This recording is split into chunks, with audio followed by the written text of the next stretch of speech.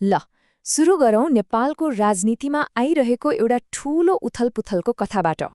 यो कथाको सुरुवात हुन्छ एउटा यस्तो गठबन्धनबाट जसको सायदै कसैले कल्पना गरेको थियो र उनीहरूको लक्ष्य 3 दशकभन्दा बढी समयदेखि जमेको राजनीतिक सत्तालाई हल्लाइदिनु। त्यसो भए प्रश्न उठ्छ, को हुन् त यो नयाँ राजनीतिक तरङ्गका मुख्य खेलाडीहरू? एकातिर छन् र्याप सङ्गीतबाट काठमाडौँको मेयर बनेका 35 वर्षीय बालेन शाह, अनि अर्कोतिर भ्रष्टाचार विरुद्ध चर्को आवाज उठाउने पूर्व टेलिभिजन कर्मी रवि लामिछाने। हो, यही दुई फरक धारका व्यक्तित्वहरू एक ठाउँमा आएका छन्। ल, यिनीहरू एक त भए, तर उनीहरूले जनतालाई के दिने वाचा गरेका छन् त? के हो उनीहरूको योजना? अब त्यतितिर लागौं।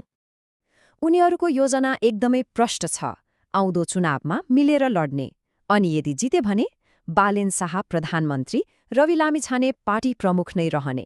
तर सबैभन्दा ठूलो वाचा के हो भने उनीहरूले देशै हल्लाएको त्यो जेनजी आन्दोलनका मागहरू पूरा गर्नेछन्।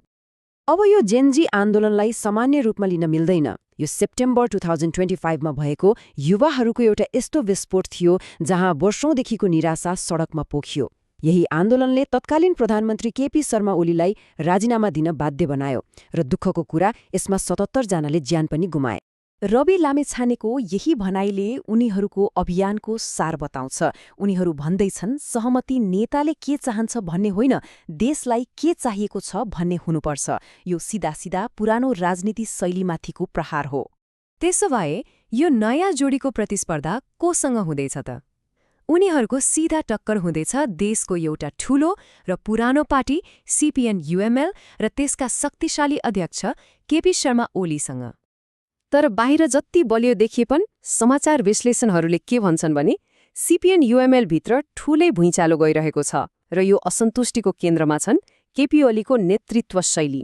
आरोप के छ भने ओलीका लागि अरू पार्टीका नेताभन्दा ठूला दुश्मन त आफ्नै पार्टीभित्रका आलोचकहरू हुन्। मतलब फरक मत राख्नेलाई कुनै ठाउँ छैन। भन्नुको मतलब यो लडाईँ बाहिर मात्र होइन, पार्टी भित्रभित्रै पनि चर्किरहेको छ। जसले चुनौती दिन्छ उसलाई बदला लिइन्छ र पुराना इमान्दार कार्यकर्ताहरूलाई पाखा लगाइन्छ भन्ने गम्भीर आरोपहरू छन्। पार्टीभित्रको कलहका केही उदाहरणहरू हेरौं। वरिष्ठ नेता र पुराना कार्यकर्तालाई पाखा लगाइएको छ। चुनावको टिकट वितरणमा धाँधली भएको आरोप छ। दमन सहन नसकेर सदस्यहरूले धमाधम राजीनामा दिइरहेका छन् अनि आपराधिक पृष्ठभूमि भएकालाई उम्मेद्वार बनाइएको समेत सुनिन्छ। यी सब कुराले पार्टीभित्र गुटबन्दी र शक्ति सङ्घर्ष चरममा पुगेको देखाउँछ। अब यो लडाईँ खालि व्यक्ति बीचको मात्र रहेन, यो त सिधै दुई पुस्ता बीचको लडाईँ बन्दै गएको छ। एउटा पुरानो पुस्ता र अर्को देशको भविष्यका लागि नयाँ सपना देख्ने पुस्ता। घटनाक्रमलाई एकपटक सरर हेरौं न। सेप्टेम्बर 2025 मा जेनजी आन्दोलनले सडक ततायो, ओलीले राजीनामा दिए। त्यसको केही महिनामै डिसेम्बरमा बालेन र रविको गठबन्धन बन्यो अनि जनवरी 2026 मा ओली विरुद्ध पार्टीभित्रै विद्रोह चर्क्यो। र अब सबैको नजर छ मार्च 5 को चुनावमा, जहाँ यो सबै राजनीतिक तनावको फैसला हुनेछ। यी दुई खेमा बीचको फरक त आकाश पातालको छ। एकातिर छ नयाँ गठबन्धन जसले जेनजीका माग सुन्छ, जसको नेतृत्व 35 वर्षका युवाले गरेका छन्, अनि अर्कोतिर छ पुरानो पार्टी जसमाथि पार्टीकै सदस्यहरूले पुस्ता हस्तान्तरणको संस्कृति नै छैन भन्ने आरोप लगाउँछन्। 40 वर्षभन्दा कम उमेरकालाई नेतृत्वबाटै वञ्चित गरिएको र उच्च जातीय पुरुषको मात्रै बोलबाला भएको गम्भीर आरोप पनि छ। यी सबै घटनाक्रमले हामीलाई एउटै ठाउँमा ल्याइ पुर्याएको छ, मार्च 5 को चुनाव।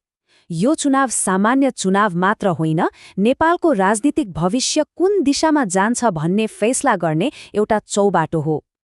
पार्टीभित्र जति नै किचलो भए पनि केपी ओलीको आत्मविश्वास पनि घटेको छैन। उहाँले त 70% भोट ल्याएर जित्ने दावी गर्नुभएको छ। अब यो निकै ठूलो दावी हो, किनभने 2022 को चुनावमा CPN-UML ले 25% भोट मात्रै पाएको थियो। त्यसो भए अबको सबैभन्दा ठूलो प्रश्न यही हो, के यो चुनावले नेपालको पुरानो राजनीतिको एउटा अध्याय समाप्त गर्ला, वा पुराना शक्तिले फेरि एकपटक आफूलाई बलियो साबित गर्दै यो नयाँ पुस्ताको चुनौतीलाई पन्छाउला? यसको जवाफ त अब चुनावले नै दिनेछ।